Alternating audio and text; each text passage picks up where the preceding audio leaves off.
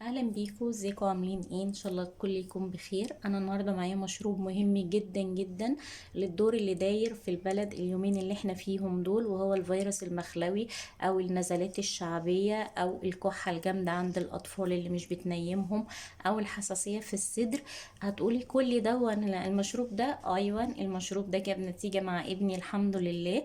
في يوم ونص او يومين بالكتير كان احتقان وسخونه ونزله شعبيه في صدره جامده جدا، والكحه ما كانتش بتنيمه. والحمد لله المشروب ده فوق الهايل ومشروب طبيعي. بس اتبعي الخطوات اللي في الفيديو بالظبط، وشوفي الفيديو للاخر علشان تاخدي المعلومه الصح وتطبقيه زي ما انا طبقته. شوفي الفيديو للاخر، ولو عجبك ما تنسيش لايك وسبسكرايب. المكونات بتاعتنا مكونات بسيطة جدا، بس ليها فوائد جامدة جدا في الدور النزلات الشعبية والبرد والكحة والانفلونزا والفيروس المخلوي الجديد. الحقيقة ان انا جربت المشروب ده مع ابني وكان هايل جدا وجاب نتيجة يعني مذهلة. النهارده هوريكم ايه هي المكونات بتاعتنا. عندي ورق الجوافة. طبعا ورق الجوافة دون احنا بنلاقيه في الجوافة لما بتبقى جايبينها من عند الفكهاني، بتلاقي فيها في الورق ده بيبقى لسه اخضر. تاخديه وبعد ما بتاخديه بتغسليه في البيت وهو لسه اخضر، بتنشفيه بالمنديل وبتسيبيه بقى ينشف كده زي النعناع والحاجات المجففة. وبعد كده بعد ما بينشف خالص بتشيليه وتحطيه في كيس. الحقيقة ان ورق الجوافة ده غني جدا بفيتامين سي اكتر من البرتقال نفسه، وكمان يعني موسع للشعب الهوائية. ده بالنسبة لورق الجوافة. وكمان معانا طبعا اليانسون دون، احنا كلنا عارفينه، اليانسون الحب الصغير. بنستخدمه برضو في المشروب بتاعنا، وكمان بنستخدم اليانسون النجمة، ومش بنستخدم منه يعني كتير لان هو مكلف، ولكن مفعوله ساحر. يعني بنستخدم منه مثلا 2-3 في المرة في المشروب. يعني المشروب مرة يعني 2-3 يعملوا لنا كوبايتين. واخر حاجة معايا هيبقى البابونج. البابونج ده اللي هو بيبقى الكاموميل في مشروب الاطفال لما بيبقوا بيبي رضع بنجيب الكاموميل ده. هو ده البابونج اللي بيتعمل منه. طبعا ده مهدئ جامد جدا. لما بيبقى فيه كحة بيهدي الكحة، بيفتح الصدر من الكحة، بيجلي الصدر. يعني حتى لو الكحة جامدة جدا فهو بيعمل مهدئ ليها والكحة بتهدى معاكي. وهنستخدمه برضو في المشروب بتاعنا.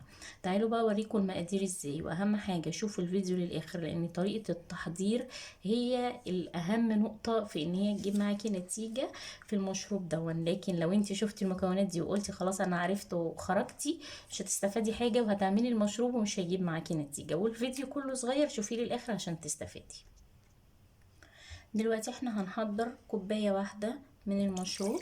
ادي عايرنا كوباية مية، وهناخد معلقة من البابونج. طبعا كل المكونات بتاعتنا دي بتجيبيها من عند العطار، حتى ولو ما كانش موجود ورق الجوافة عندك هتلاقيه موجود عند العطار. لو ما لقيتيهوش هتلاقيه متجفف وجاهز عند العطار. وللفنجان الواحد هستخدم نجمة واحدة من اليانسون، وهنستخدم معلقة صغيرة من اليانسون. وهنستخدم ورق الجوافة، هتاخدي 3 ورقات.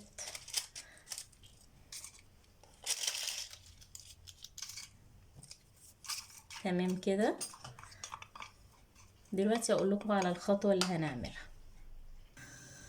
دلوقتي احنا هنحطها على النار وهنسيبها تغلي. طبعا انا مش هسيب الفيديو في الوقت ده شغال، انا هوريكم.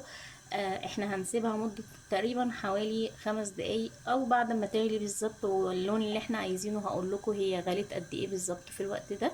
والخطوة الاخيرة هنعمل فيها ايه، ودي اهم خطوة علشان المشروب ده يجيب معاكي نتيجة وتاخدي منه كمية قد ايه. خليكي معايا، تابعي الفيديو للاخر وهقولك. دلوقتي هو غلي معانا زي ما انتوا شايفين، بيغلي اهو. وادي اللون بعد ما غلي 5 دقايق. طبعا احنا عاملين فنجان واحد، فمدة 5 دقايق كافية جدا، لان احنا خلاص اخدنا الفايدة اللي احنا عايزينها من الاعشاب اللي حاطينها. وكمان علشان ما يبقاش فيه البخار اللي طالع ده بيطير منه الزيوت المتطايرة بتاعت المواد اللي احنا هنشتغل منها دي، وهي اساس طبعا ان احنا نستفاد منها. انا كده استخدمته لمدة 5 دقايق وهنطفي عليه، واوريكم بقى اهم نقطة في الفيديو ده هي اللي انتوا تعملوها دلوقتي. دلوقتي احنا بقى هنصبه في الكوباية.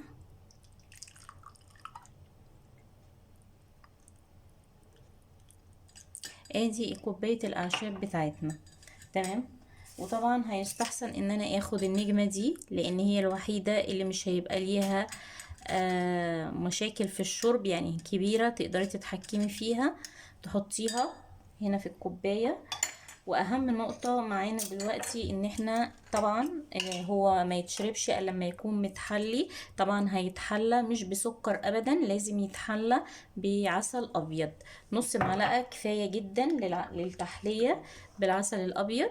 ونقلب بسرعة ونقوم مغطيينه لحد ما يدفى علشان تقدري تشربيه، او يكون الطفل هيشربه او حد كبير ايا كان، يعني يهدى شوية.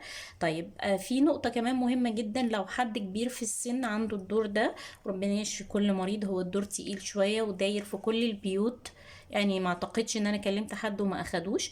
فلو في حد كبير سنا يستحسن ان احنا نحط معاه عود قرفة علشان يعمل سيولة في الدم، لان طبعا السن الاكبر بيبقى الدم بيبقى في التعب وفي المشاكل وفي النزلات اللي زي كده الدم بيتركز وبيبقى تقيل. فيستحسن ان احنا نستخدم عود القرفة ده في مع بقية الاعشاب، نحطها ويغلي معاها وهنعمل نفس الخطوات بتاعتنا. واهم نقطة في الموضوع ده ان الاعشاب انا بعد ما اصبها في الفنجان او في الكوباية نغطيها بسرعة بعد ما نحليها، حتى مش مهم نقلبها علشان خاطر الزيوت العطرية بتاعتها ما تطرش. والزيوت العطرية دي مهمة جدا في تفتيح الشعب الهوائية وإزالة طرد البلغم من الصدر والمشاكل دي كلها، حتى الاحتقان. أنا الحمد لله ابني شفي من الموضوع ده في يومين بالظبط، في ليلتين بالظبط. كان مشروب دون الشرب 3 مرات في اليوم، سخن على قد ما تقدروا. للأطفال طبعا دافي شوية على قد برضو ما تقدري تشربيهوله، وإن شاء الله يجيب نتيجة ممتازة زي الحمد لله ما جربناه. جربوه وقولوا لي رأيكم ايه في التعليقات، وشكرا لكم. السلام عليكم ورحمة الله.